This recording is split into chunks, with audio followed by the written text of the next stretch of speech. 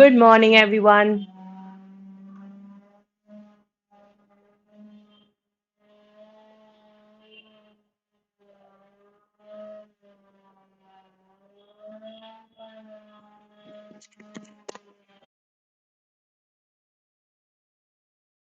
Good morning, everyone. Perfect, right? Now, what did we do yesterday in our PM revision?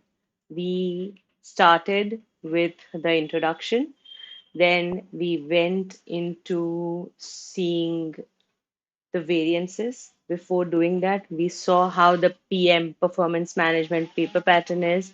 I tried to give you some tips that can help you improve your revision timing, help you improve your revision method, right?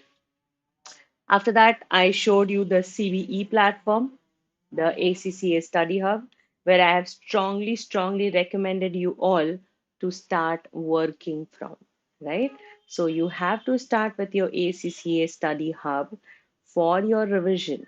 If you have not seen yesterday's video, please watch yesterday's video first because that is where I am giving you a path on which you have to go for your performance management revision. Okay, so just follow that. After that, I have showed you which mock papers I want you to do, but that mock papers does not have to be done right now. You have to do it when I finish my revision sessions, okay? Because by that time, you will have an understanding of a variety of questions that are to be done. Out of the four mock papers that I have suggested you to do, two would be done by me in the class with you live in the upcoming sessions. Okay. And two of them should be done by you by yourself. Today, I'm going to finish the material mix or the variance part. Sorry, not the material mix, but the variance part of it with the mix and yield understanding, which happens to be one of the most trickiest type of questions that students feel in variances topic, right? So how to figure out the mix variance, how to figure out the yield variance, and the operational and planning variance, all that thing will be covered in today's class. Apart from that, I'm going to do two section C questions. I'll show you what are your brain drainers, what are your important things that you need to know, what are the things that you need to focus, and you need to go forward with it. With performance management and the questions that you have with performance management, as I said earlier, the questions that you will face would not be of a similar pattern. Okay. So, reading your question carefully would be a key for you to start writing an answer correctly. Okay. That's why in yesterday's class, I also suggested to use the ACCA Study Hub to see the flashcards to understand some of the common words or terms that are used in performance management. Okay, so let's start with the mix and yield variances where students get little stuck and we can go forward with that. Okay,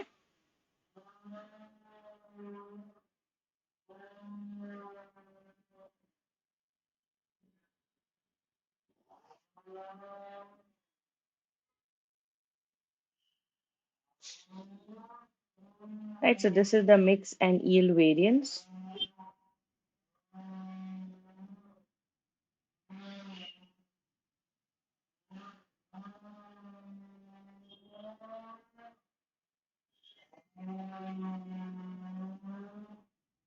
Right, the mix variance.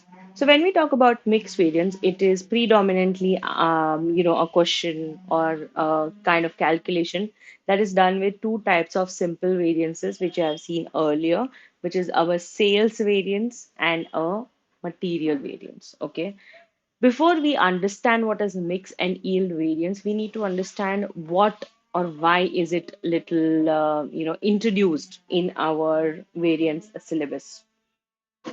When we talk about material or when we talk about sales, it's not, or I would say it is rarely a situation where there is going to be only one material, a single raw material that can be used. to make a product, or if you talk about the sales mix, it's not going to be possible that a company is only selling one product, right? Because of the actual nature of production, the companies do end up using more than one raw material to make a product. For example, if I want to make something as simple as a pen, right? So a pen will have many things into it. It will have a refill, it will have a nib, it will have a plastic body, it will have a sticker on the top. These are some basic things that it'll help, right? And all these things might not be or are not being made by one single raw material. That is why when we talk about the material is something which is used for a product will be more than one. And that is why the variance that we need to find out is more logical if we use the material mix variance, right? When we talk about the yield is basically the impact on the profit that is coming by the input. See, what happens is it's not always necessary that whatever you put inside for the processing, exactly the same thing will come out, isn't it? Right? So, an input would be of a different quantity, and there are chances that the output that comes would be less than the input, right? That is where yield comes into picture. So, material mix and material yield are two things which are a little segregation from our good old material variances. Same logic, exactly the same logic goes for sales also. When we talk about sales and sales mix, that is where one company ends up selling more than one product, right? For example, if I'm selling pens, if I'm a stationery shop and I'm selling pens, pens also would be like a normal pen, like a ballpoint pen, or a ink pen, or a felt pen, etc. Right? So that is where there are different products that I'm selling under one roof. And that is where if I want to find out a variance with all of them, I would use the sales mix variance. Okay. So that is all about the logic of why yield and mix is used for material as well as for sales. Let's start looking at the write up. So the total material variance comprises of the material price variance and material usage variance, which we have seen earlier also, right? Material price variance calculation unchanged. Calculate a separate variance for each type of material when it comes to pricing. When it comes to usage variance, here, as I said, it will be bifurcated into mix variance and yield variance. Now, when we talk about the mix and the yield variance, this is how the calculation ideally looks. In your examination, you would be given this part. Let me just highlight it for you. Just give me 1 minute.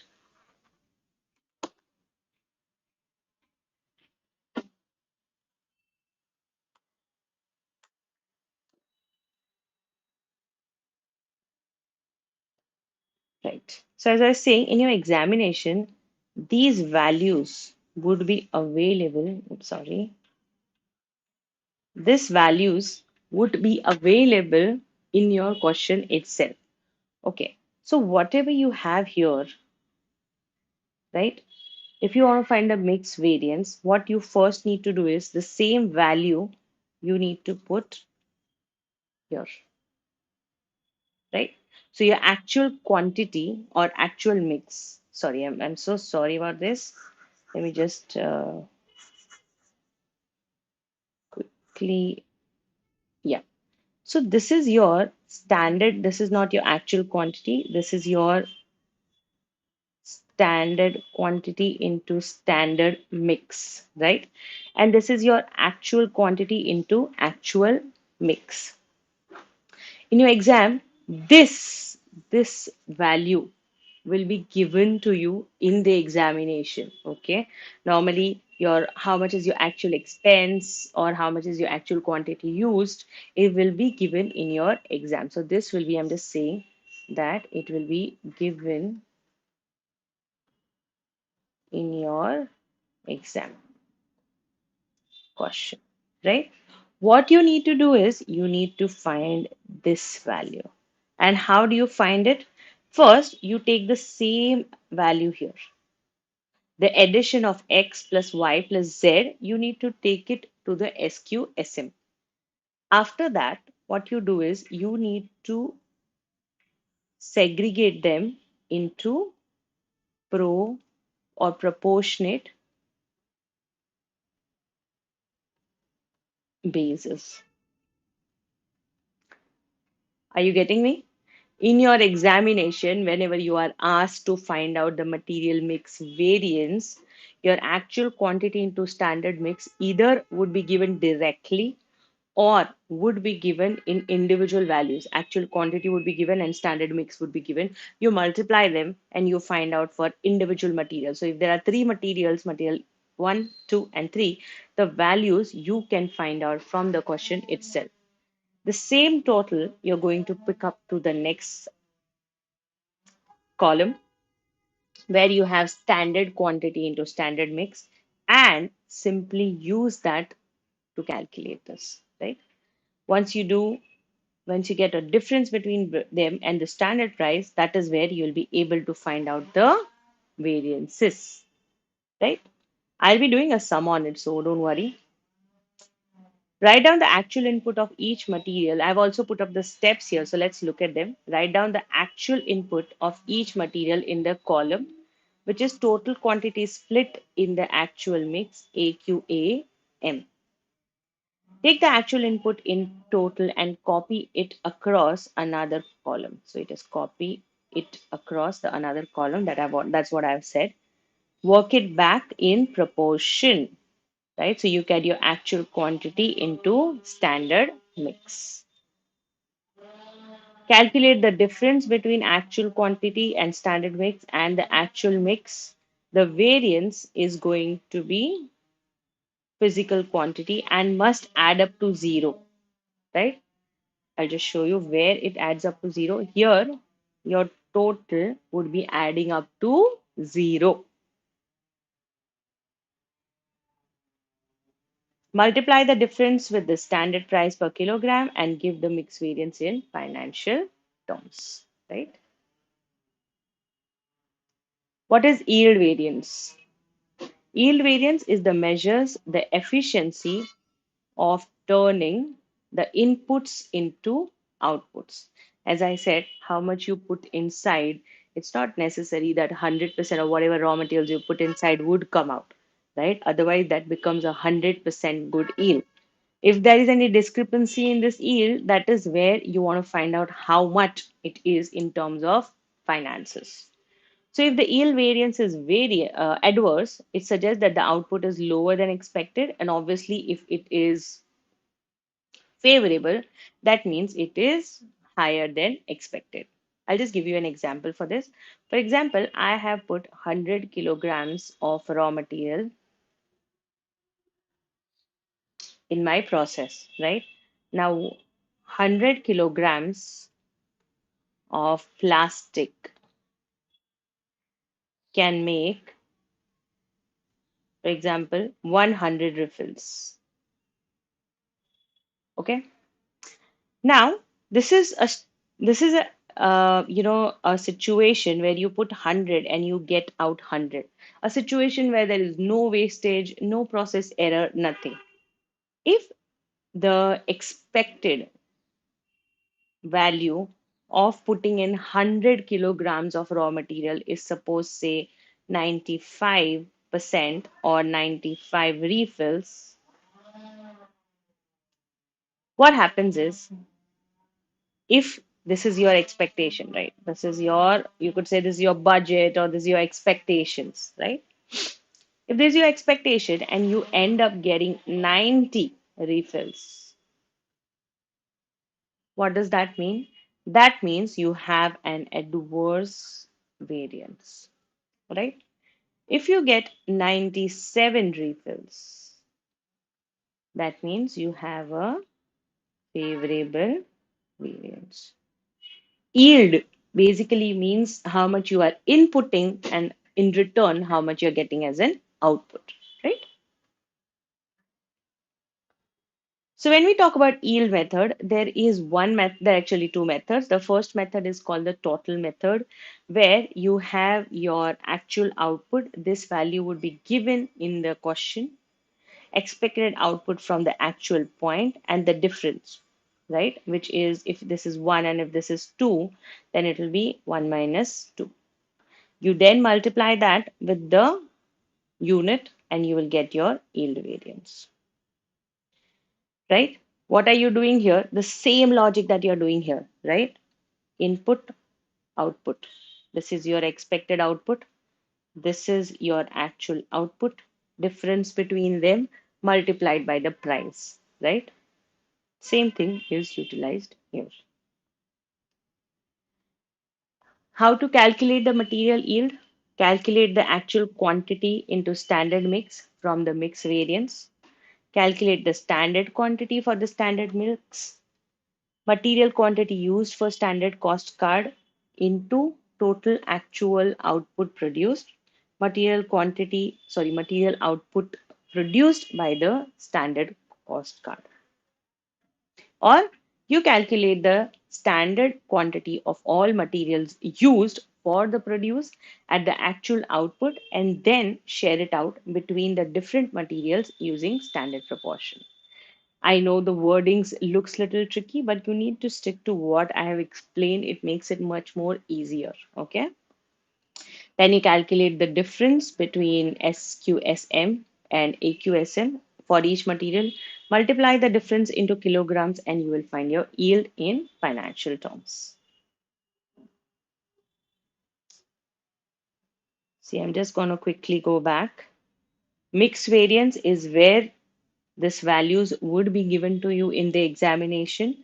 Either it would be given directly or it would be given in your individual forms, like in your actual quantities and actual mix. You multiply them together, you get an addition of the total value, which you have find out here, this one, right? Once you do that is when you want to find out your proportion based on it, right? So then the same value you will carry out in the last row of your next column. Okay. Once you do that, you need to proportionately bifurcate the individual materials to the actual value given.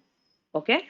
You find the difference, you multiply that with the standard price, you will get individual material variances. You add or subtract them depending upon its favorables or adverse, and you will get a mix variance. I've given a write up also for your understanding. In terms of yield variance, it is all about the input and output. So whatever you are inputting and whatever is the expectation of your output is something that you need to figure out, right? Here, I just gave you an example of a refill. So if there are 100 kilos of raw material given in, which will make 100 refills, that is an ideal amount of refills that you will get out, right? But to be realistic, according to the budget, it is 100 raw materials input and 95 refills coming out. That is a budgeted expectation.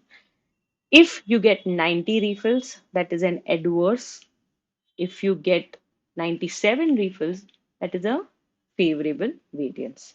How do you find the yield variance? You deduct expected from the actual, whatever difference you get, you multiply that with the cost per unit of the output, and you will get your yield variance. That is the basic simpler method. There is other method also that I have put up into a write-up, right? Let's go to the next variance, which is your sales mix quantity variance. As I explained, sales mix and sales quantity variance is also something that happens in real life with companies. Company does not end up selling only one item, right? They have got a mix of products that they sell in the market. And that is where your sales mix comes into picture. The logic of sales mix remains very much similar to that of a material, okay? But here, instead of yield, mix, they have got quantity mix, right? So when we talk about sales variances, there are two types of sales variance. Your good old sales price variance, which I've already showed you in my yesterday's class, where the calculation remains unchanged, and calculate a separate variance for each product if you are going to see individual price variance. If we talk about the sales volume variance, it is further divided into sales mix and sales quantity variance. Sales mix measures the impact on the profit of a change in the sales mix of products sold, and quantity measures the impact of profit of different total quantity of products actually being sold to budgeted. Now, where does the quantity variance differ or affects the overall profit of a company? See what happens. Companies, as I said, would sell more than one products, right? Now, when companies sell more than one products, what happens is each product would have a different cost, would have a different profit, and would have a different selling price, right? It's not possible that you are selling 7 pens with exactly the same cost, same price, same profit. That would not happen, right? Because you're going to give variety to customers, it is going to happen that all these things, all these features, the cost, the price, and the profit will change, right?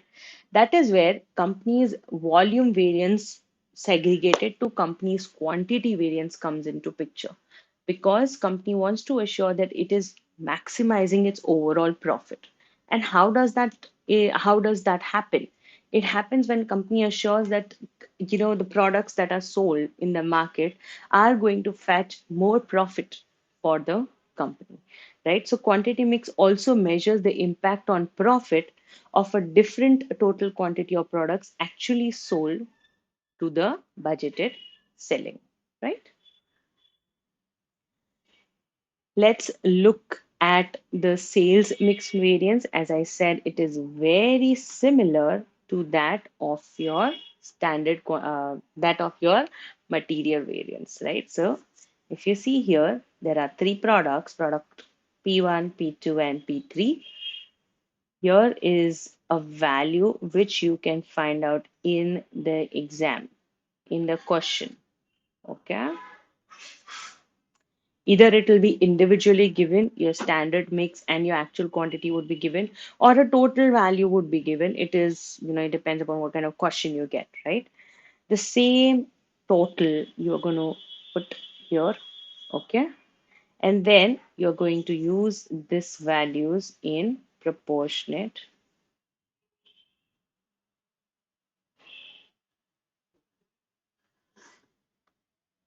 method, right? I would be doing a sum on this tomorrow when I'm going to pick up my variance question. So don't worry about it. This is just a theoretical understanding of how to use the mix variances and the yield or quantity variances. Okay. Then you do a difference between your actual quantity and the standard quantity. You multiply that with the standard margin. Standard margin is a term that is used where if you have marginal costing, you would be using contribution per unit.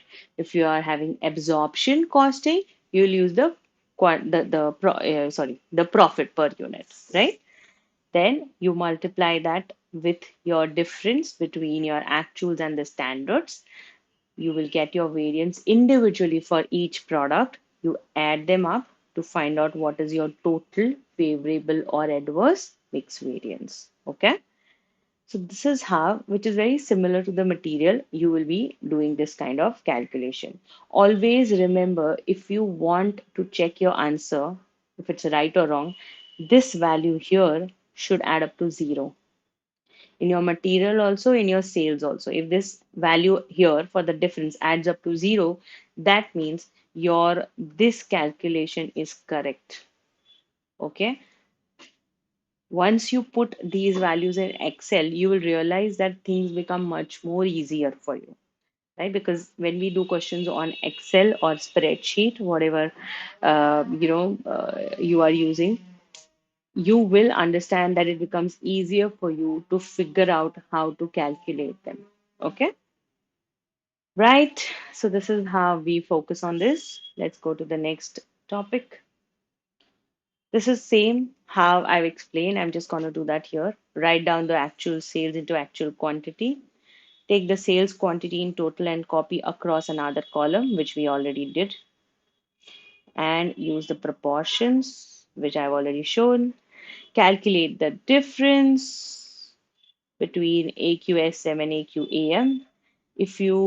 If you sell a higher than expected proportion of one product, you must sell a lower than expected of something else. That is where your the total becomes zero. You multiply the difference with the standard margin, you will get your variance in financial terms. That was one method of calculating sales mix. I'm very comfortable, and I would honestly suggest everyone who's watching this video and following me for the revisions of performance management that stick to the method one that I have showed you right now. Okay. I strongly believe that you should only use the method one because it is exactly similar technique that you use for material mix. So once you understand the technique, it's like easier for you to go forward with it. Obviously, I'm going to teach you how the method two works also, but I am personally recommending to only use method one. So this is something which I'm not recommending you to use, but since it is a part of my syllabus, I am going to show it to you. Okay. Here also the same logic is there until your first three steps.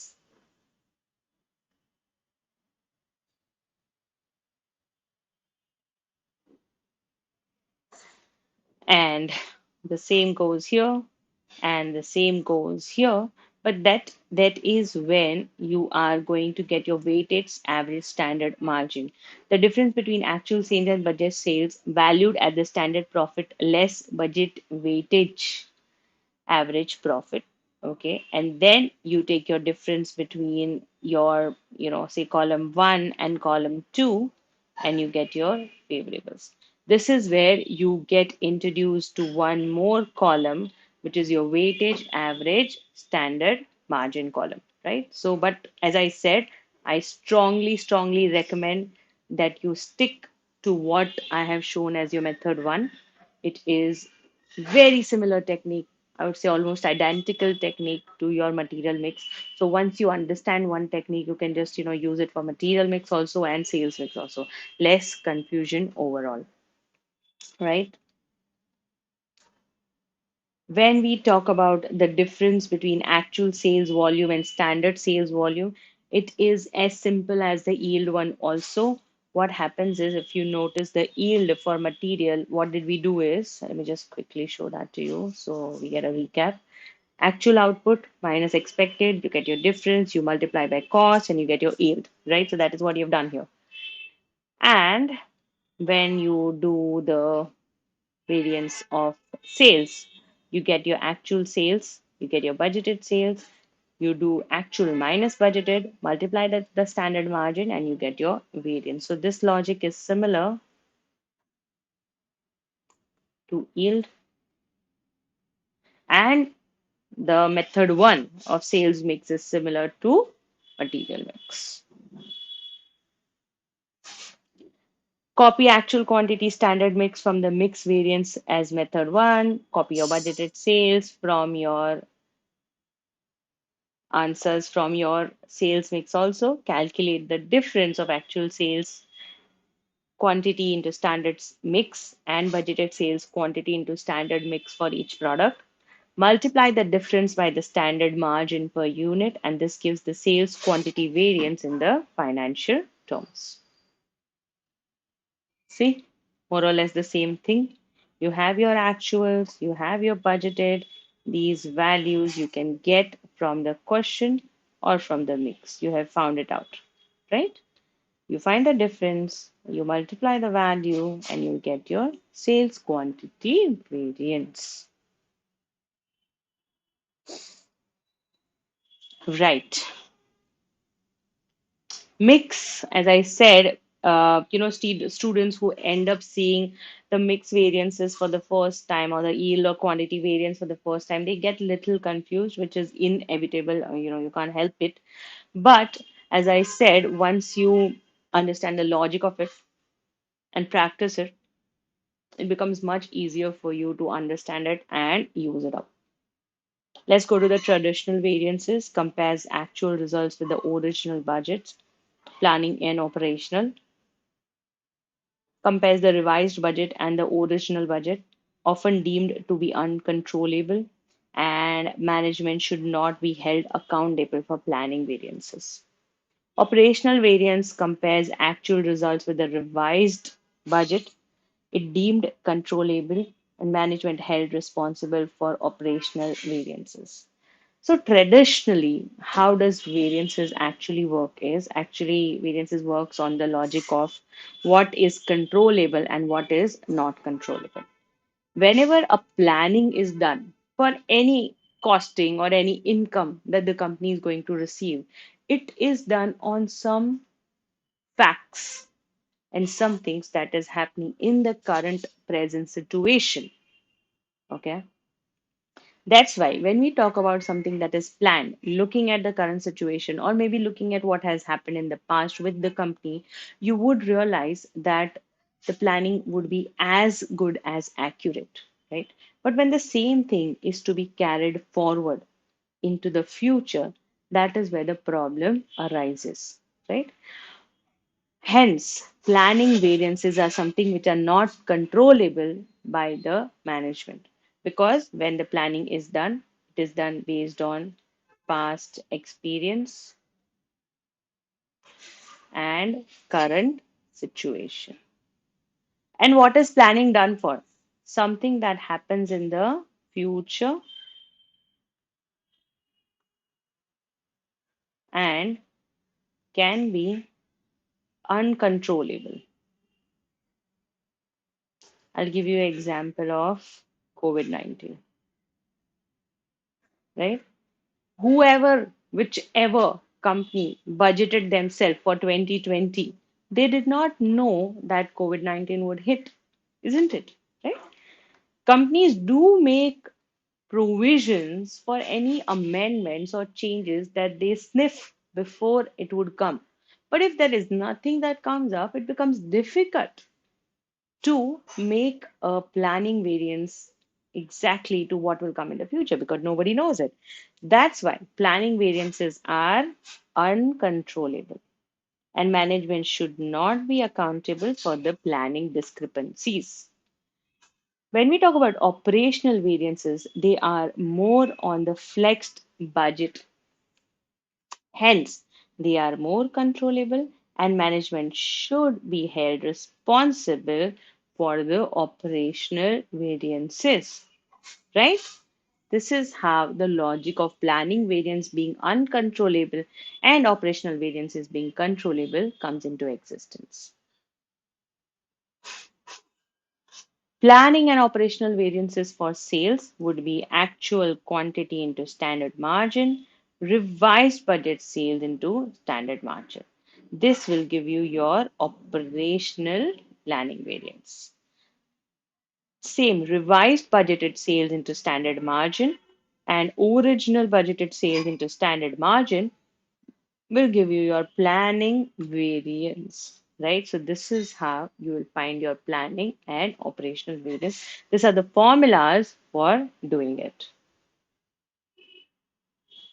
Planning and operational variances for materials. Planning and operational variance can be calculated for the material in the same way as given above, or variances for labor would be calculated in the same way as for material, right? So if it is for materials, it would be as material, and if it is for labor, it would be in terms of your material also. Revising the budget. When applying planning and operational principles to cost variance, care must be taken over flexing the budget. The accepted approach for use in the exam is to flex both the original and revised budgets to actual production levels, right? So when you use the term flexing, okay, flexible budget is a mixture of fixed and flexible together. Sorry, flexed budget is a mixture between fixed and flexible together, right? Where certain parts of it are fixed because obviously they cannot be shifted around, and certain are flexible depending upon the comfort or modification that is allowed into it.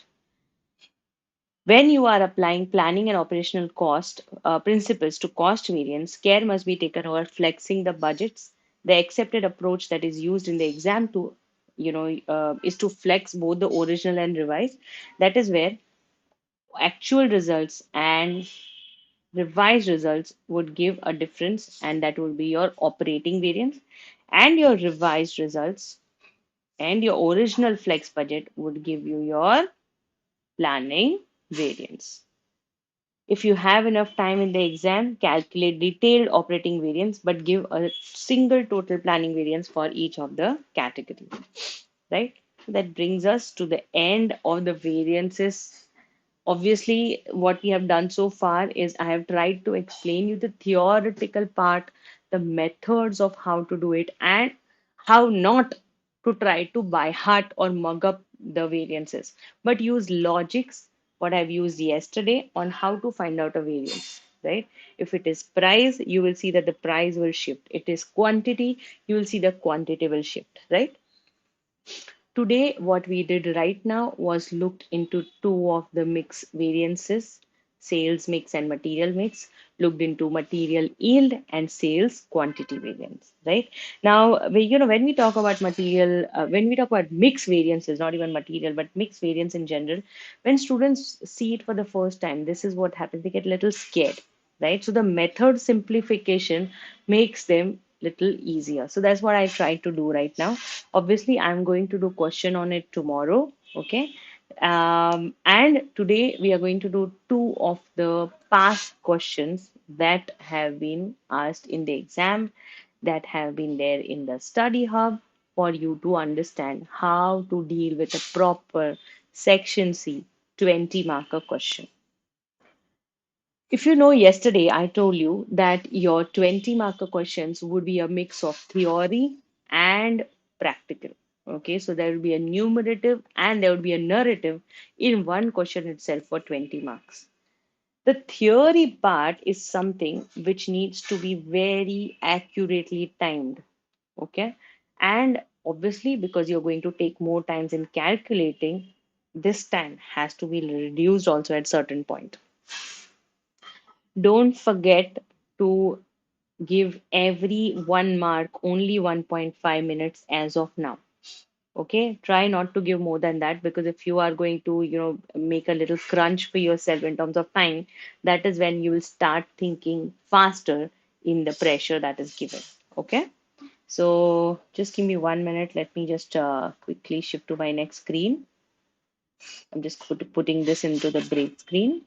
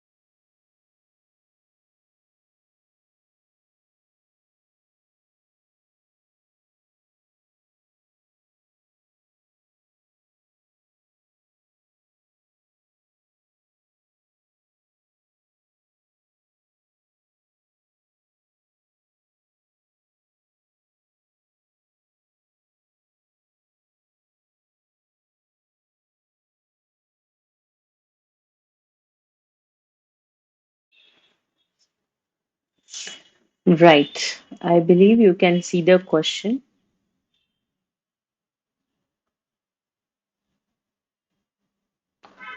Okay.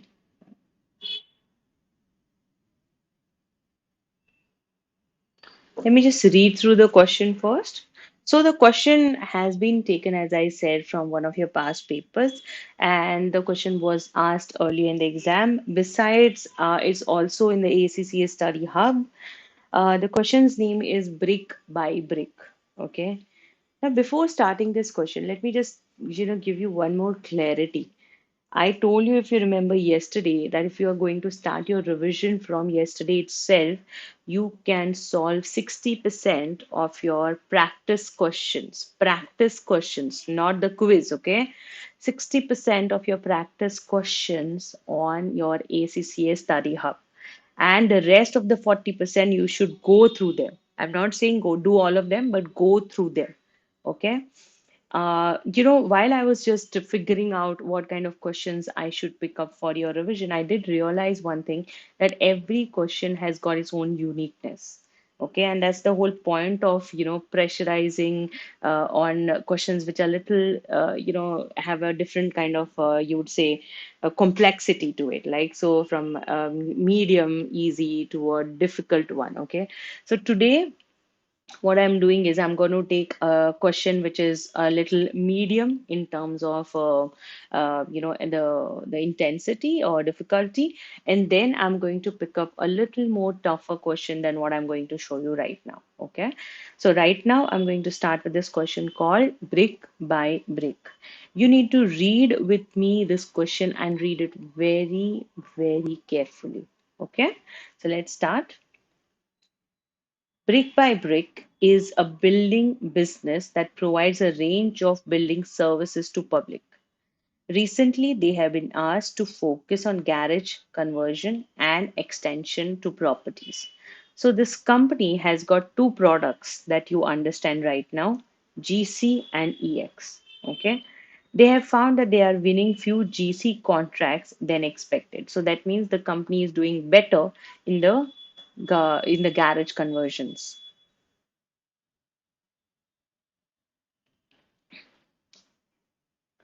BBB has policy to price all jobs at budgeted cost plus 50%.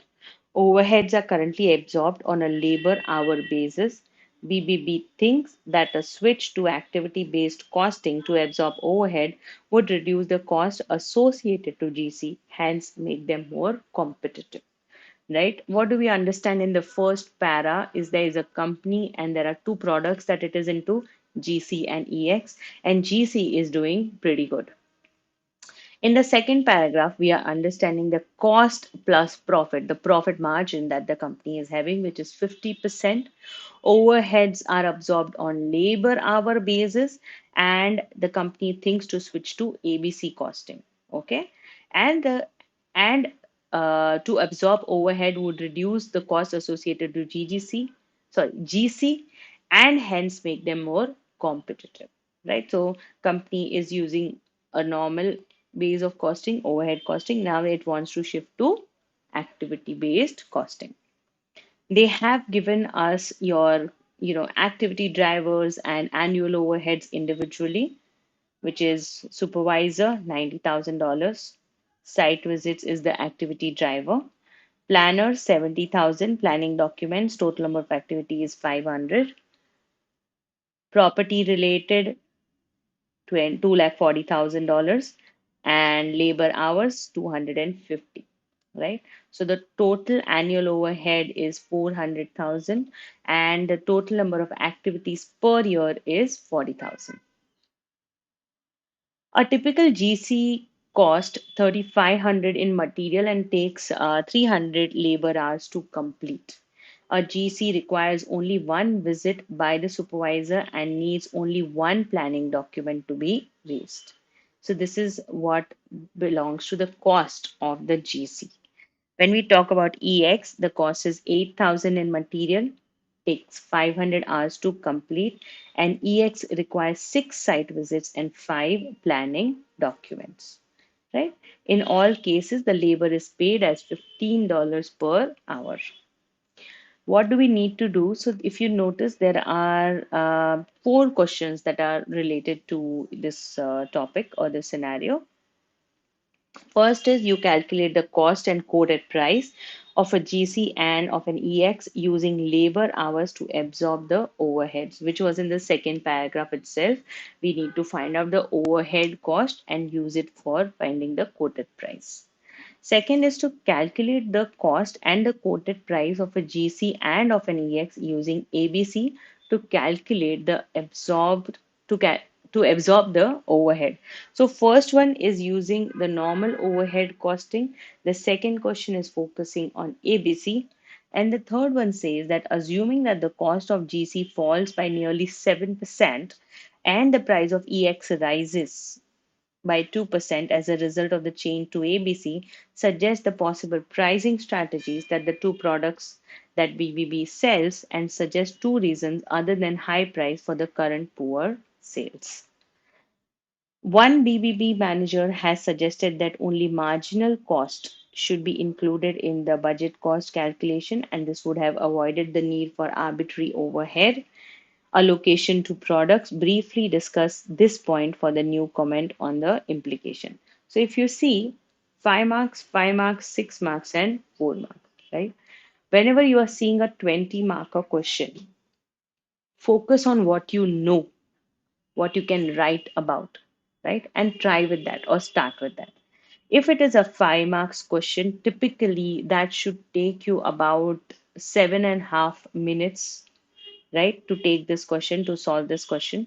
Same goes for the second one. Approximately same goes for all the questions. Actually, 7.5 to 10 minutes is what is the range for every question that is being assigned here. So let's start with the first one. In the first one, if you notice, you are supposed to calculate the cost and the quoted price, right? So when we talk about the cost and the quoted price, that is where first you need to take the cost of both your products, which is GC and EX. There are certain costs that are already given. If you see, the cost is given, which is 3,500 for material for GC, 8,000 for EX, and then you have your labor, 300 at $15 and 500 at $15, right? There is also one more thing that is not mentioned clearly here, and which is your overhead expenses, right? But in the second paragraph, it says, and also here it says labor hours to absorb the overheads, right? So you need to find out the cost using labor hours, right? So your labor hours, there is more information here. Overheads are absorbed on the labor hour basis, right? So when we are talking about the labor hour basis, that is where these values come into picture. Your total labor hours, right, divided by your actual annual activities. So 400,000 divided by 40,000 will give you how much? It will give you $10 per unit. And then you have to multiply that with your labor hours, which is 300 for the first one and 500 for the second one, right? So once you understand this, I will start doing the question and, let me just pull it down and do it here. Gives better understanding. See, whenever, as I said, you start your question, you start with something which you're comfortable with. So it becomes easier for you to go ahead, right? So if we talk about the labor hour only or the first question, right? I believe I'll just pull it up more so you can see it. Perfect, right? So here I'm going to write my material. There are two products, right? So there is going to be GC and PX.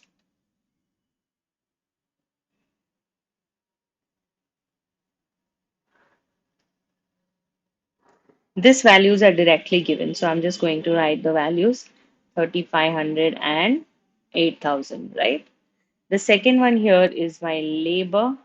So the labor is going to be is equal. Don't try to use a calculator for this because then, in the exam, it becomes more pressured to use your calculator and solve it there and pick up the numbers from there and put it in your answer.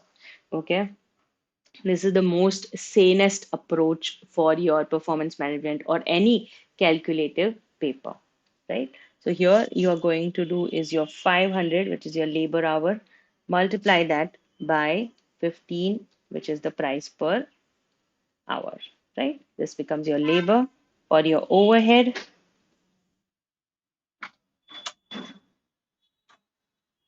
Your overhead is going to be, as I said, it is going to be a difference between what you pick up. Let me just show you here. 400,000 your annual overhead divided by the activity driver and based on your labor hour, right? So if I want to find out the per hour unit, it is going to be is equal to this value divided by this value, right? So it becomes $10 per hour. Same figure, I'm going to pick it up and take it down, right? So my overheads is based on the labor, so I'm going to use labor for material, which comes to 300, right? So I'm just going to use 300 into 10, and then it is going to be 500 into 10. Right? So this is how I get all my costs jotted together, my material, my labor, and my overheads, right? And then let's add them up together, which is equal to sum, sum of material plus labor plus overhead, right? Comes to 11,000. The same formula goes here also. And this is my cost for both the products. Now, right? If you notice one more thing that is mentioned here is BBB has a policy to price all jobs at budgeted total cost of 50%, right? That means whatever is the cost, you have to put a 50% extra on it to find out the price that it is selling in the market for, right? So if I want to find out the profit portion of it,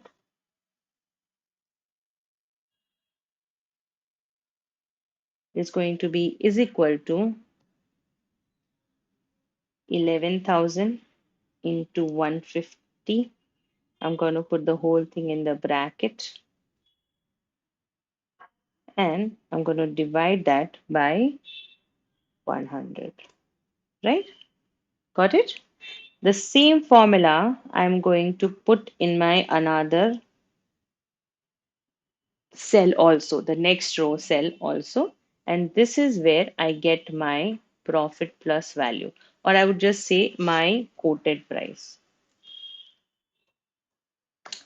right? I hope it's very clear. Let me just put the overheads value here, which is 400,000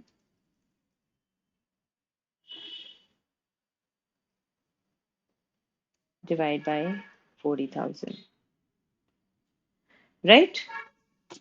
This question would have not taken long right now because I explained it to you. But do you know which are the brain drainers in this kind of question? I will show you. This paragraph here, just gonna put it in yellow, right? This paragraph here is the crux of your question, right? This paragraph can be called something which is going to utilize a lot of your time if you are going to answer this question, if you end up missing on the details of this paragraph, because this paragraph gives you a lot of information for something which is not available in numericals but is going to help you in finding out the right answers, right? What would students do, in what kind of mistakes student do in this kind of question, which is a very simple question, is they would overlook the fact that how to find out the overheads. Sometimes they forget overheads has to be added also, because how much ever you are in the examination, that pressure builds up. So when I'm pointing out on brain drainers for you in the while doing a sum, I'm trying to show you things that you should not do when you're doing the exam. Okay. There is also one more thing here, which is your quoted price value, which is a cost plus 50%, right? Sometimes students end up missing this value also. right? So make sure that you don't do those mistakes. Don't miss out on this simple values. This question is for 5 marks, right? But because of the simplicity of calculations given, if you don't or if you dodge the brain drainers in the examination, you can finish this question in as less as 3 minutes. Okay. And then use that time for finding out the ABC question, because ABC question is little more work than your this basic question. Okay. Let's go for the ABC question now.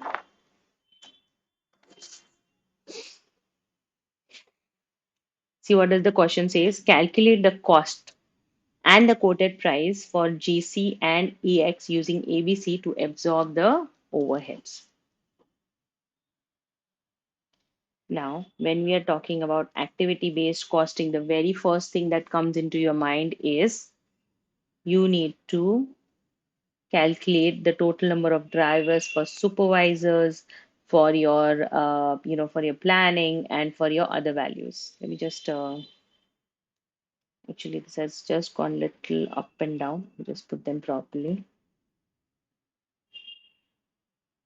Right. Right. So for ABC costing, first you need to find out your individual value of the cost drivers, right? So what you will do is you will divide 90,000 with 50, 500, 70,000 with 250, 2,40,000 with 40,000. Yeah, right. And this is how you will find out your individual cost drivers. The second step is you need to find out your cost planners of how much is utilized by each one of them, which you will find out in your this paragraph.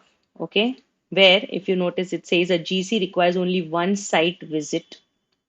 That means the site visit cost, which whatever comes out here, you will be using it into one, and then supervisor and one planning document. So your 250, whatever you divide 70,000 with 250, you get whatever value, you multiply that with 1, right?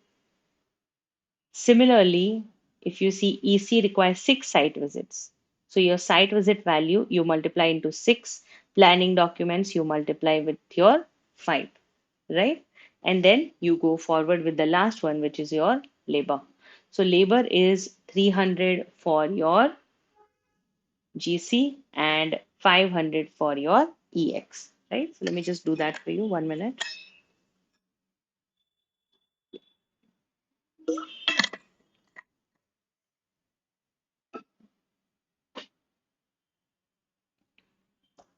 See, I'm just going to do this stepwise, okay? So step one is where I want to find out my cost drivers, right? So what I'll do is I'm just going to put all the values directly from here.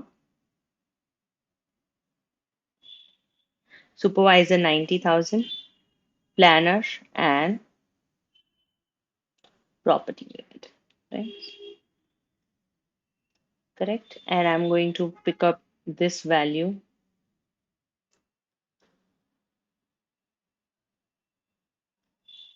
and put it up here, right? So this becomes my cost. This becomes my driver, and this becomes my cost per driver. Just look at the simplicity that Excel will bring to you or spreadsheet will bring to you in this question. First time, I'm going to put my formula, which is 90,000 divided by 500. Okay.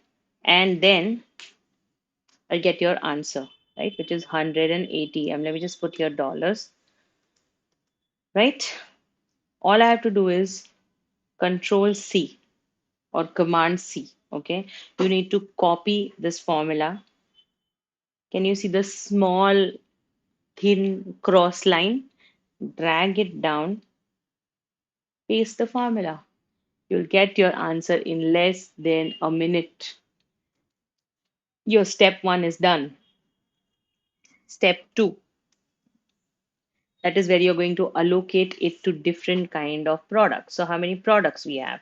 We have got GC and we have got EX. And all the products have got three things that it does: supervisor, planner, and property. So I don't know if I can, but I'll try if I can put it. No, right? So I'm just going to put supervisor. I'm going to say supervisor and then planner and then property, right? So how much does a supervisor takes? For GC, there is one supervisor and one planning document and 300 labors. So I'm just going to put those values. One supervisor is going to be 180 into 1,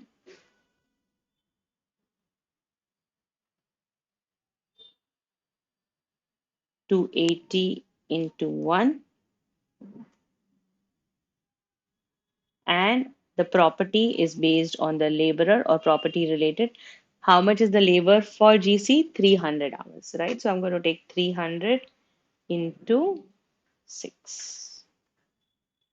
Sorted.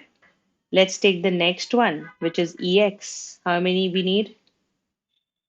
For EX, there are 500 labor hours, 6 site visits, and 5 planning documents. So 6 site visits. So 6 multiplied by 180, 5 multiplied by 280, and the number of laborers is, I think, 500, right? 500 multiplied by 6. What I've got all my costs that is required for one product, GC, and the other product, EX, right? So now what we do is we put these values in the right format.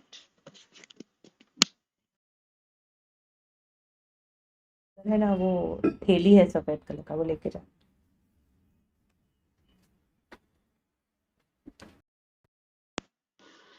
Right, now let's go ahead and add up all the values.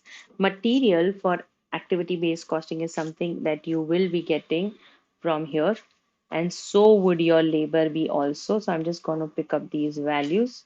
In fact, I'm going to pick up all the values from here, whichever are relevant, and put it in this box. Right, now what do? I just go forward to my other values, right?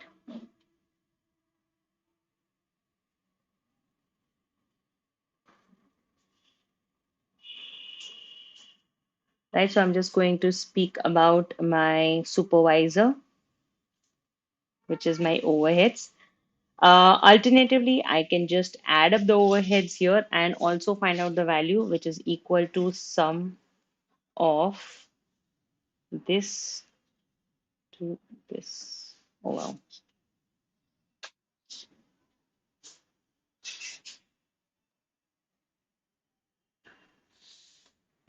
Right, and the same formula I can copy down to get my value. So my overheads here can be picked up from here, and the total overheads from working number 3. Right? The same thing that I did for the earlier question, I'll do the same thing here, which is make a sum of these three and take the same formula, drag it to another one. I told you spreadsheet will be a blessing with for you in the examination. Your challenge in the exam is not to calculate, but to dodge the brain drainers. Okay. So once you read the question properly, once you understand the question properly, you understand the requirement of the question properly, Bob's your uncle, right? Becomes so easy for you to solve this kind of questions. Simple Excel techniques, simple spreadsheet techniques I've just shown you here. Uh, you just need to assure that you're doing your correct cell referencing. Use your formulas religiously for everything in the exam. I'm telling you, this PM paper is not challenging in terms of your calculative or arithmetical accuracy. It is only challenging you for your reading capabilities.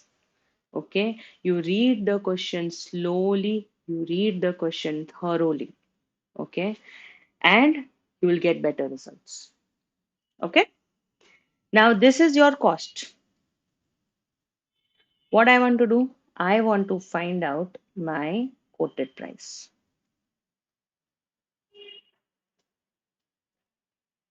I will use the same formula. Why? Because 50% is the cost plus, right? So I'm just going to use the same formula, which is equal to this. Let me just put the bracket before actually. This multiplied by 150, bracket over, close 100. And this is how you get your answer. You copy that, you paste it to the next one. You are sorted, right? As I said, the complexity of this question is medium. I would not say easy. I have solved it. That's why you feel that, okay, well, I knew it, or maybe I did not knew it. But the first glance on any question, trust me, if you've seen it for the first time, the first glance on any question would be something which you would find little complicated here and there. Okay, that's why again I'm requesting you go through your ACCA study hub and go to 40% of your questions, just go through them. You will have a lot of information, and 60% try to solve it. Okay, solving, why I'm saying 60% and not 50% is 60% solving will help you improve your skills on your spreadsheet, because that is what you require so much for your exam to pass. Okay, wow, two questions done. I know I've taken a little longer time because obviously I'm teaching you, right? But I am not expecting the same amount of time from you all. So my part which I am comfortable, I am normally comfortable whenever it comes to a paper like performance management. I'm more comfortable with the practical part, right? Even though theory and practical both are my favorite, and different subjects are having their own importance, for performance management, I prefer doing practical or numerative sums first. Obviously, whatever is your selection, you should do it. If you're comfortable with theory, you start with theory. It doesn't really matter, right? You can always have a space in the front left, or you can always give that space later on. Just Control X and Control V your stuff at the end, and leave that space ahead in the front, right? Anyways, let's go to the next question. Two 5 marker questions, which I think are medium complexity, have been sorted.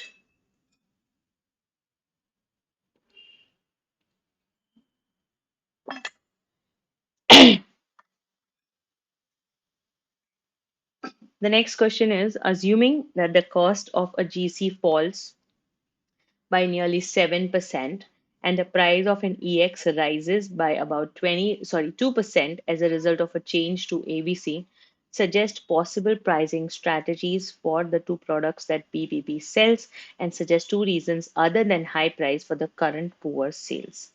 Right? So it is asking you two very straightforward questions: possible pricing strategies and two reasons for a poor sale. So we just stick to what is asked. Simple. 6 marks. Be sensible. Don't write too much, even if you know it.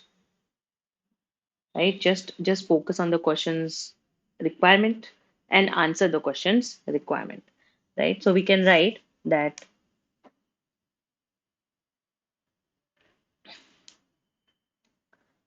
the I'm going to give you pointers. By the way, you are going to elaborate them. So I'm just going to say the current profit is 50% on cost, right? What else?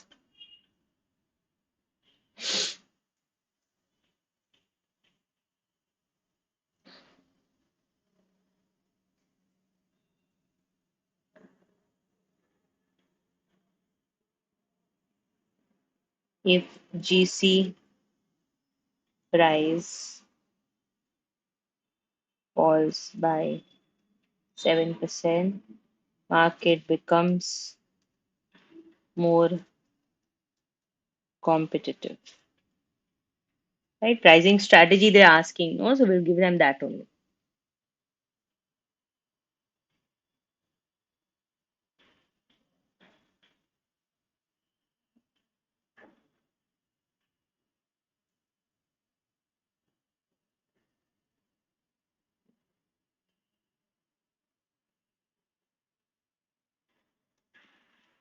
The reduction in price should not compromise the quality of product, right? So these are the 3 points that I want to add up in my pricing strategy.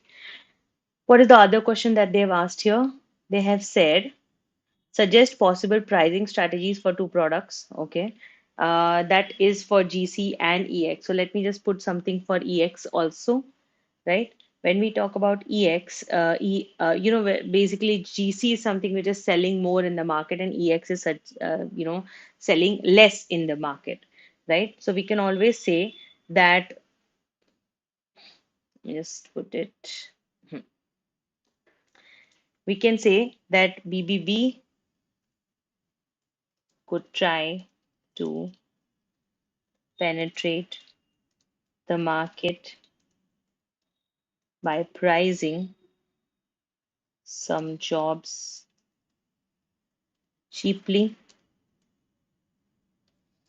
to gain a foothold.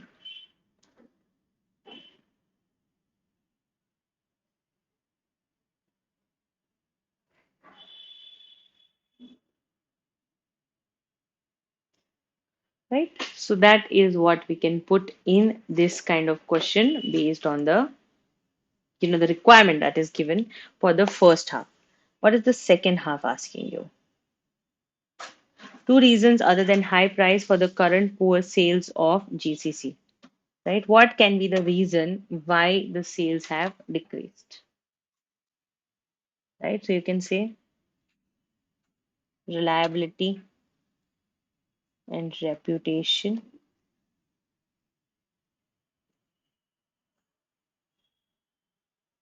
can be questionable, or the product demand is less, especially for EX, right? Because if you see in the first line, it says that the GC is pretty decent, but EX is something which is having a complication, right?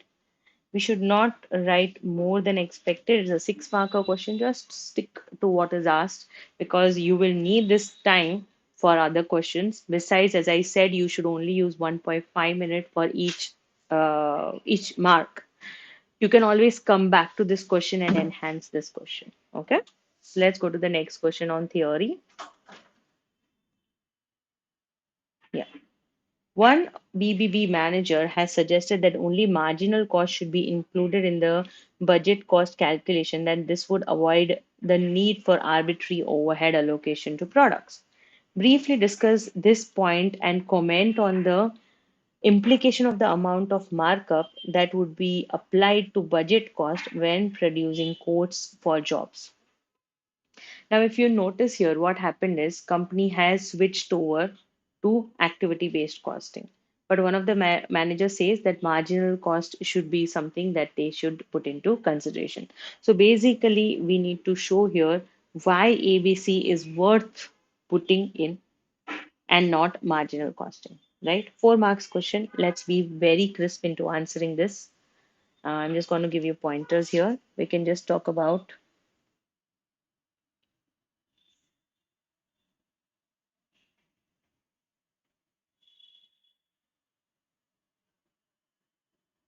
the overhead doesn't change for many jobs, because here the manager is focusing on the job point of view, right? Second,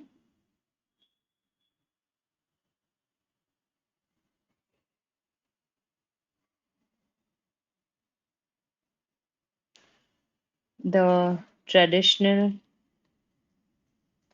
costing methods are too simple for the new competitive markets.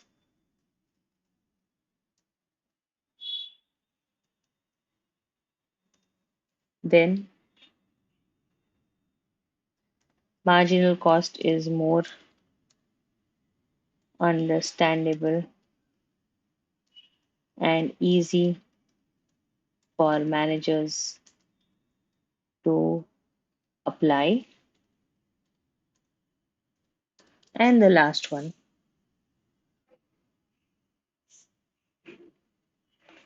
in long run, business have to cover all cost, including fixed overhead.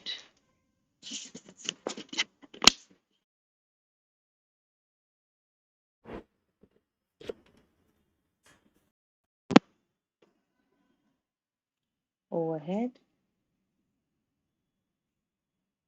right? 4 marks, 4 points, right? Now, what are your comforts in this question?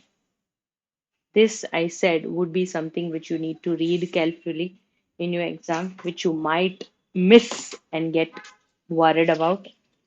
Your comfortable thing in this question was this area. I would use something which is blue, right?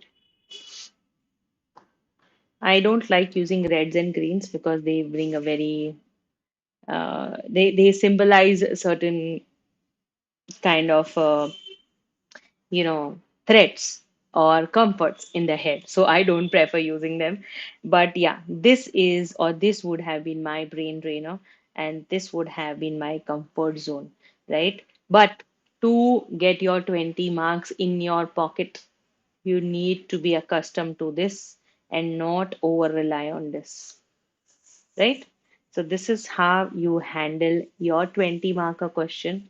I mentioned earlier 20 marker questions would be a comfortable mix of your theory and your practical. Use them nicely. Okay, right.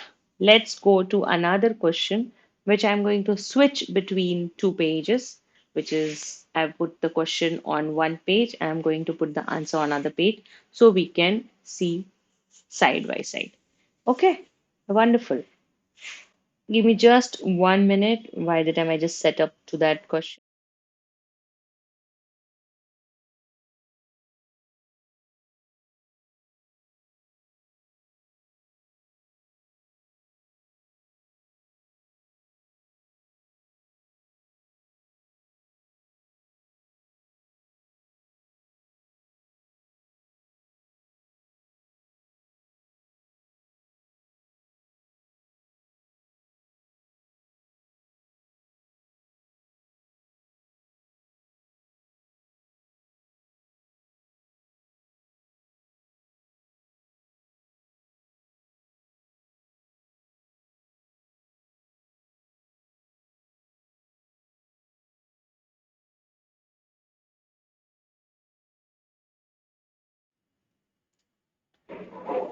Right?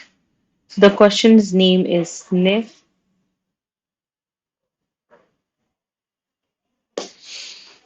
Right. Now this question is little more trickier and it's got more details than your previous question that I've done. Okay. This is in the same line only to find out the cost, but the features here are something which you need to look out for. Let's start with reading the question. Let me just check my voice just a minute.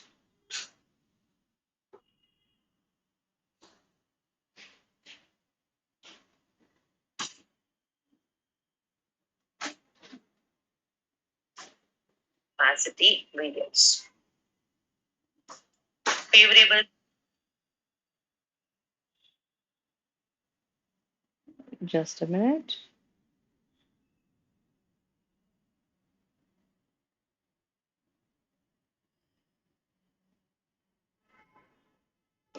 Right. Sniff Limited manufactures and sells its standard perfume for blending a secret formula of aromatic oils with diluted alcohol. So, what is this company based on? This company is based on your oils. Just a minute, okay? Let me just.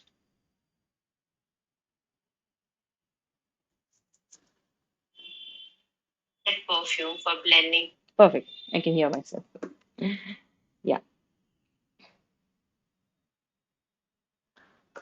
Sniff Limited manufactures and sells its standard perfume by blending a secret formula of aromatic oils with diluted alcohol. The oils are produced by another company following a lengthy process and are very expensive.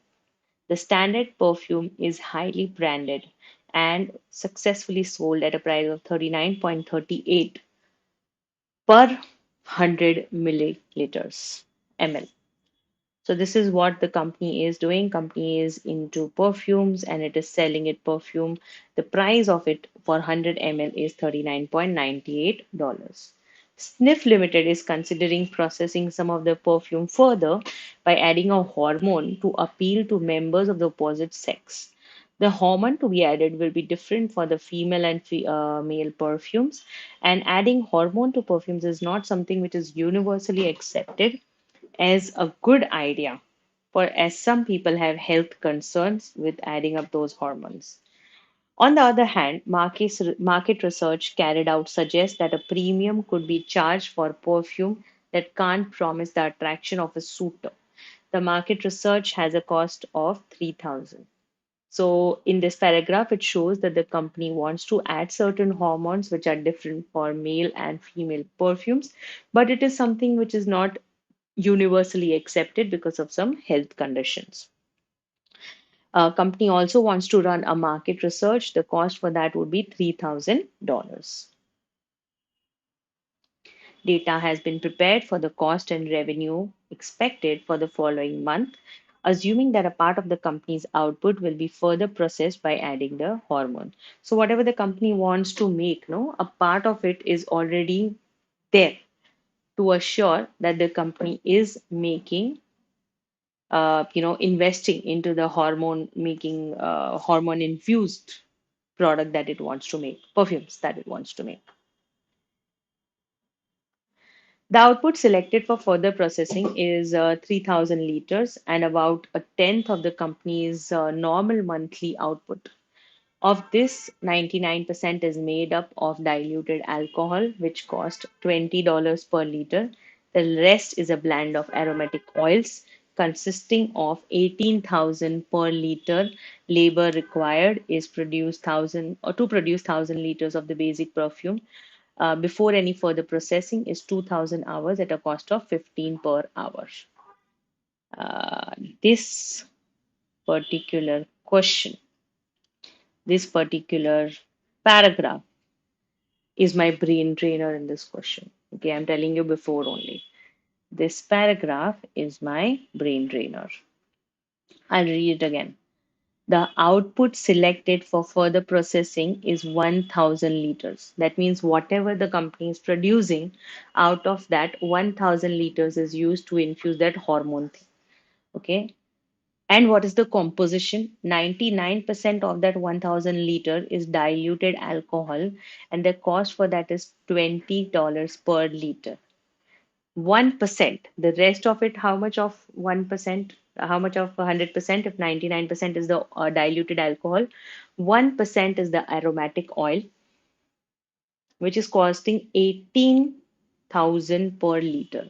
The labor required to produce 1,000 liters of the basic perfume before any processing is 2,000 hours at $15 per hour. Of the output selected for further processing, 200 liters, which is 20%, will be for will be for male, and 2 liters of hormone would be required for that, which is 7,750 per liter. The remaining 800 liters is for female, and 8 liters of hormones are required for that, costing 12,000 per liter. In both the cases, the adding of the hormone adds to the overall volume of the product as there is no resulting processing loss. SNF has sufficient existing machinery to carry out the test processing.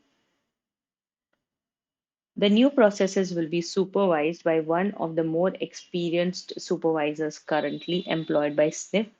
Their current annual salary is 35,000 and is expected that they will spend 10% of their time working on the hormone adding process.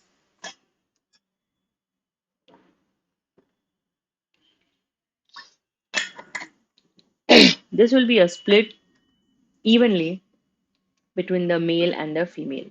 So the annual salary of the manager is what? 35,000.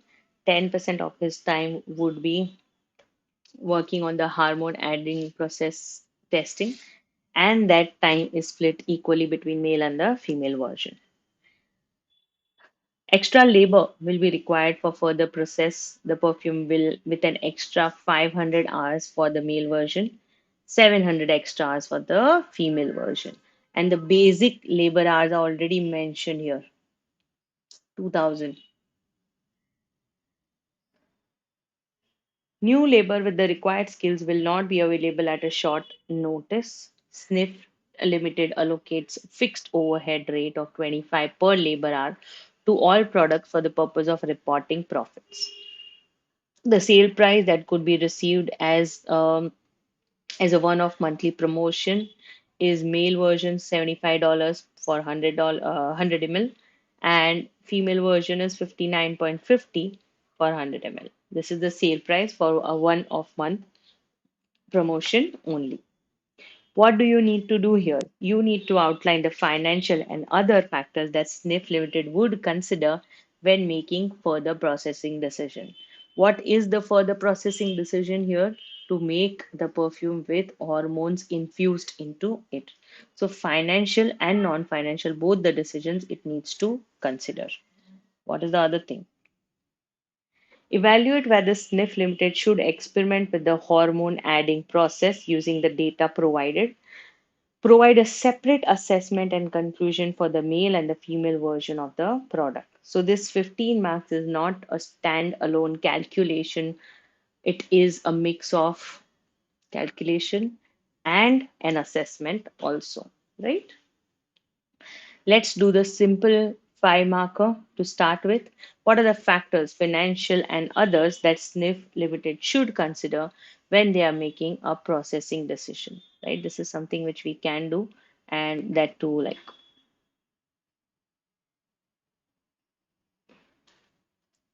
right? So let's talk about the first part of this question. Now, when we talk about the financial and non financial things, there are two things that are coming to my mind right now. One is the revenue that the company will earn more than the cost that it will incur? Is the first thing. Second thing, how would an hormone infused perfume, which is not globally accepted, have an impact on the other regular perfumes that the company is selling, right? So these are the two aspects or two factors that I want to focus on. It's a 5 marker question, right? So you don't need to write a lot, but yeah, you need to touch the points that will make it a sensible worthy 5 marks to be given, right? So let me just put down the values. When we talk about the financials, we would just say that incremental cost and benefit calculation, revenue should be more than cost, and sunk cost should be ignored. What is happening here? Your company or SIF is already making perfumes, right? What they are doing is, in the existing perfume, they are adding an hormone, selling it at a different price. That means whatever cost the company takes into making any other things, or the expenses that are paid, have to be sunk cost because it's already existing, and you should not add them. So revenue should be more than cost, and sunk cost should be ignored, right? We can also focus on the direct and indirect cost in this, where we can talk about the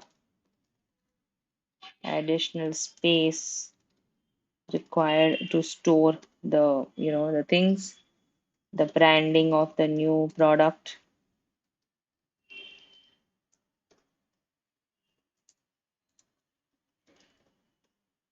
then the patent, because you're going to obviously make a new thing, and the supervisor's 10% cost.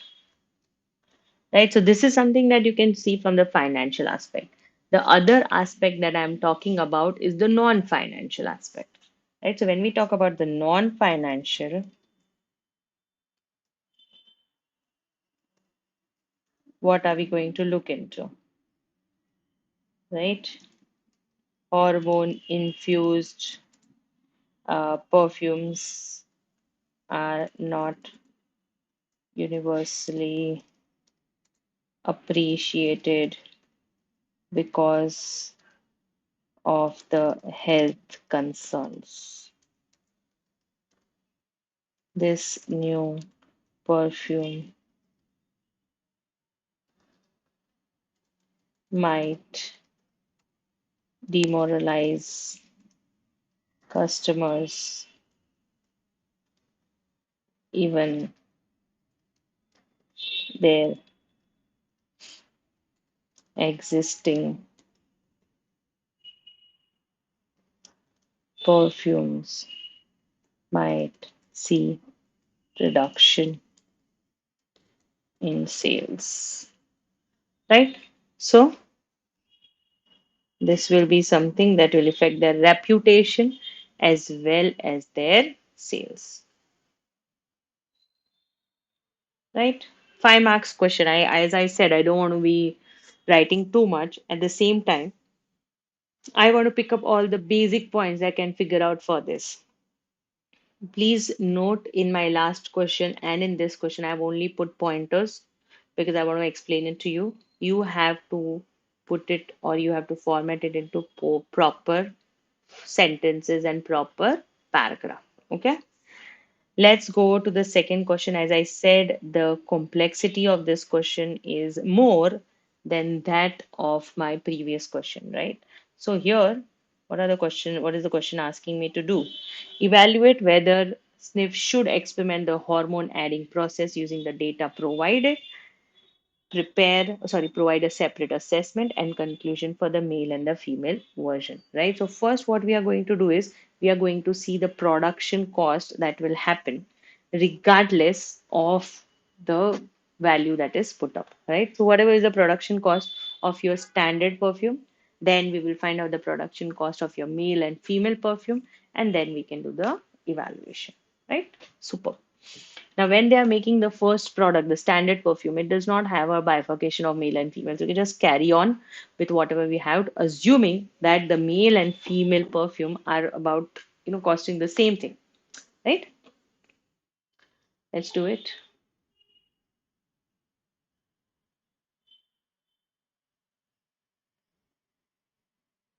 All the details are here. So I'm just going to pick up. See, this is the first thing that is my cost. And let's see what the other costs are.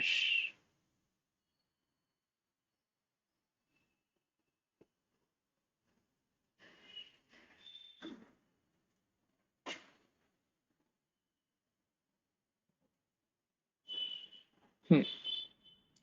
My same brain drain area, right?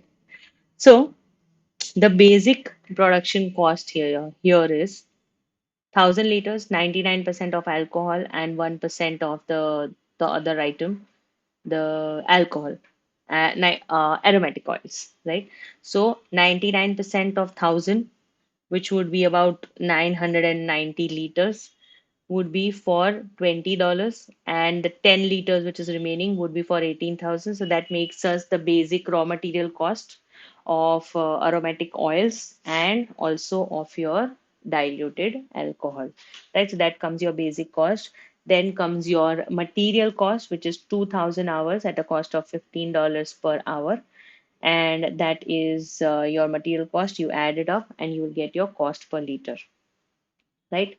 You also have your selling price, but this is for 100 ml. So if you want to find this selling price for 1 liter, you'll multiply that by 10 and you will get your selling price, right? So with that, I'm going to find out the standard cost before adding the male and female hormones to it. Okay. So something which is in reference to this paragraph, which I said is the most important paragraph. Why? Because of a non-clarity of your diluted alcohol percentage or diluted alcohol liters of raw materials and your aromatic oil liters of raw material, right? So let's go to that. I'm going to go to a spreadsheet screen here. And in your exam, you would only be given a spreadsheet. So write everything on the spreadsheet itself, right? So first, let's find out the normal production cost before the inclusion of your hormones, right? Of your standard perfume.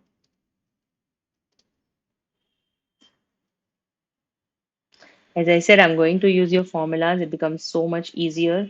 I'm going to take my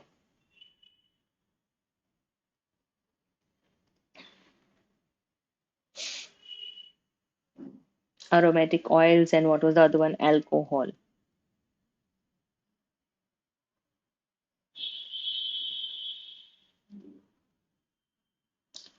right?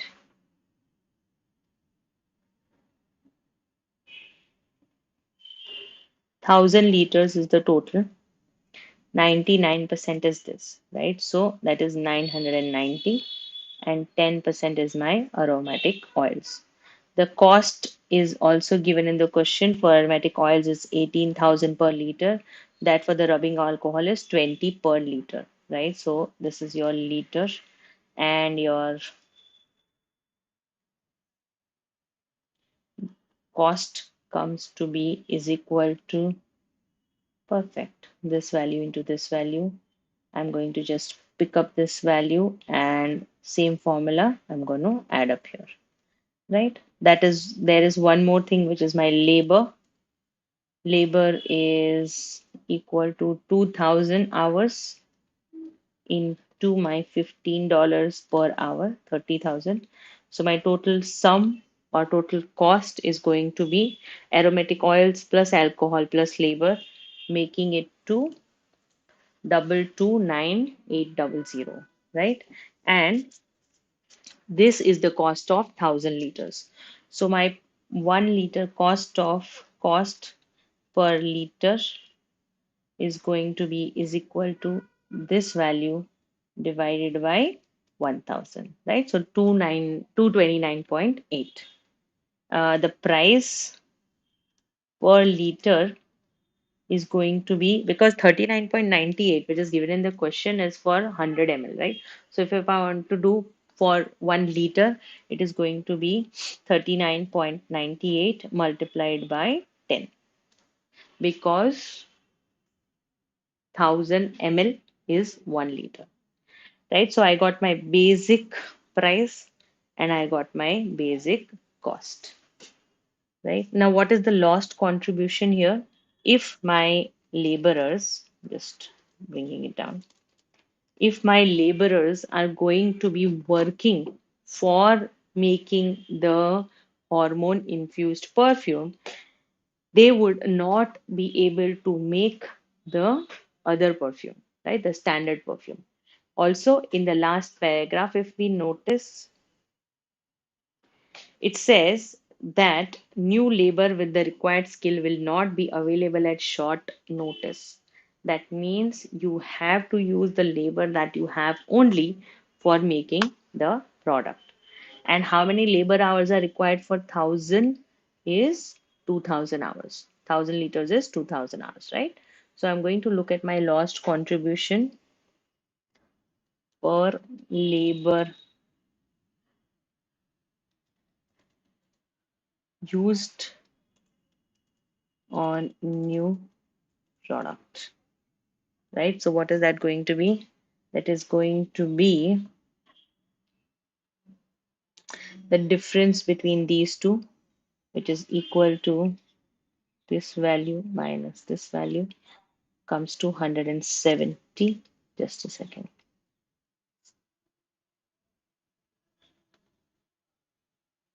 How much labor is otherwise required? This is your total profit that you get here is going to be,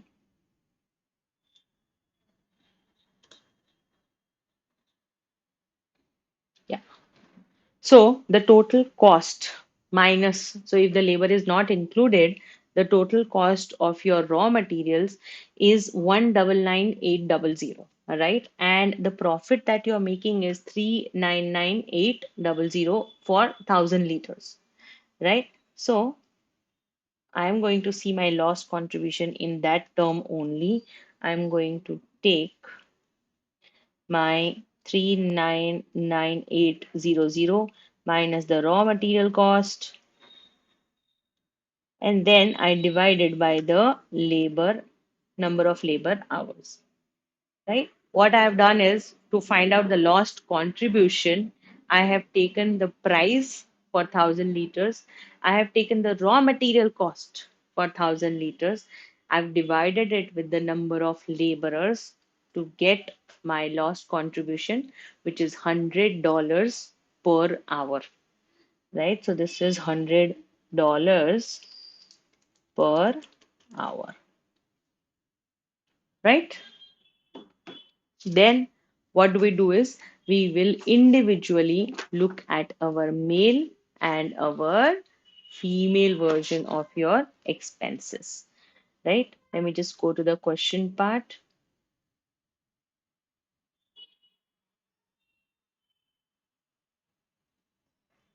See, they have got here of the output selected for the further processing 200 liters, which is 20%. So from the 1000 liters, that is, see, what have we done here right now? No, we've just found out the 1000 liters, which is your standard process of your production of your perfume. After this, the male and female infusion of hormones will start, and that is where the new cost will be added. So 200 liters out of the 1,000 liters is going to be used for making male perfumes, where 2 liters of hormone costing 7750 would be required. Remaining 800 liters will use for female, where 8 liters would be required, which is equal to $12,000 per liter. Right? So that is what we have. We have a supervisor, but we do understand one thing: supervisor is not doing overtime. Supervisor has been there and he is going to be there. So his extra hours will not be added here. But the labor loss contribution will be surely added here. And the labor loss contribution, how much labor extra you require is you need 500 extra labor hours for your male and 700 for your female. That will be added up here, right? So what I'm going to add extra, the cost of the hormones and the cost of the labor. So let's see how much my total cost comes to now, picking up these costs at the base, right? So now cost of hormones infused in the perfume, I'm going to put them separately as male and female, right? So the first cost will be the cost of the extra perfume, extra hormone that is put into it, right? So I'm just going to say hormones cost. And for male, it was 7750, right? 7750, and female, it is 12,000. So it is going to be 7750 into 2 liters. Female is going to be 12,000 into 8 liters, right? Second is your labor. Your lost contribution you have found out, which is $100 per hour, and you need 500 extra labors for male, 700 extra labors for female. So you're going to say 500 into 100, and here it is going to be 700 into 100, right? Add these values.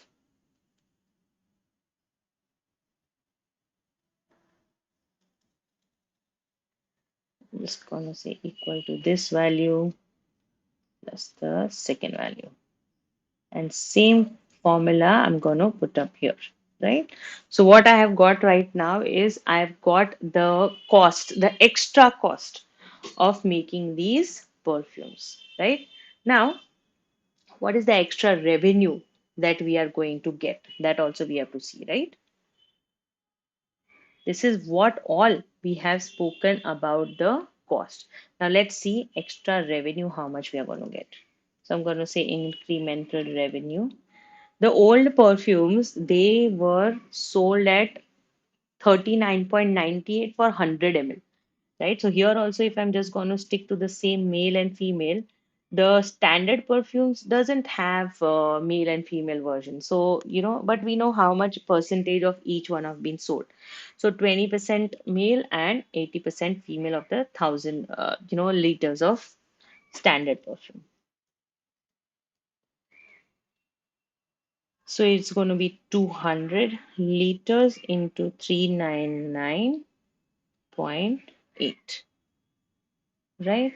And here it is going to be 800 liters into 399.8, right? Perfect. Let's see what the new perfume 75 and 59.50. So now the hormone perfume, it's going to be 200 into 75 for 100 ml, was it? Huh. So that becomes 750, right, per liter. And here it is going to be 800 into 595, 595, right? So 4760,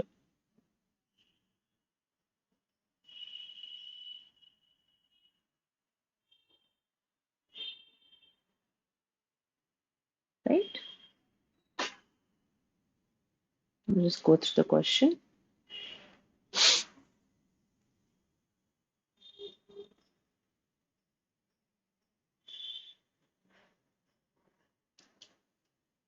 Oh,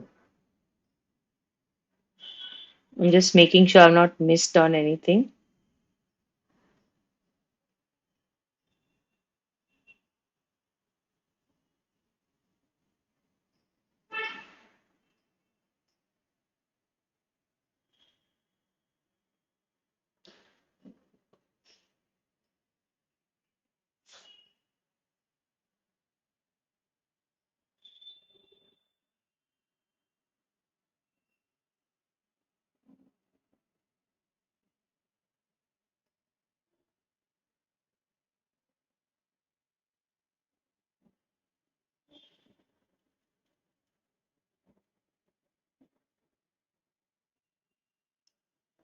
Right, so we have got almost everything that we require in terms of your products that we are going to sell, right? Now, let's find out if the company is making any profit or not, right? So what are we going to do is we are going to find out the difference in the revenue, which is equal to this value minus the upper value, right?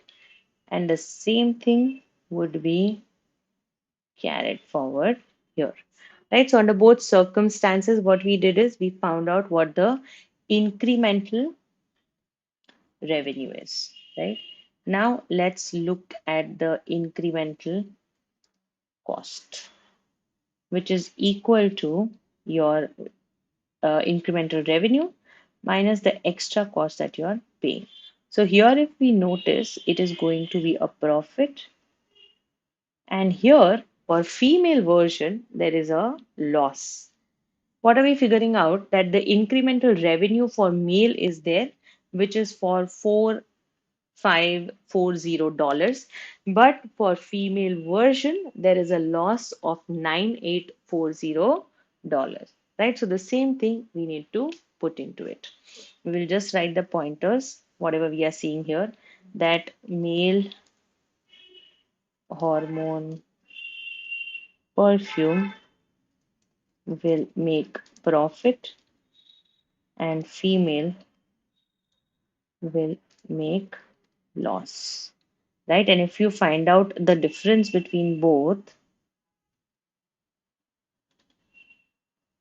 the loss is more than double of the male version. So the loss of female perfume is twice that of the profit of male perfume. What should the company do in these circumstances? Company should not go forward with the new quality production. Right? What did we do here is this was a step by step calculation. It is not activity based costing, it is just where you need to look at your numbers carefully. Right? The first part of this question was comparatively simple because it was a direct question, right? The second part is where you have your brain drainer, which is your this paragraph, which the output selected paragraph. If you would have not looked into this paragraph clearly, you can never figure out how much of the 1,000 liters would be utilized and what would be the composition of the material mix in here. Right. So, as I said, every question would have a little bit of brain drainer.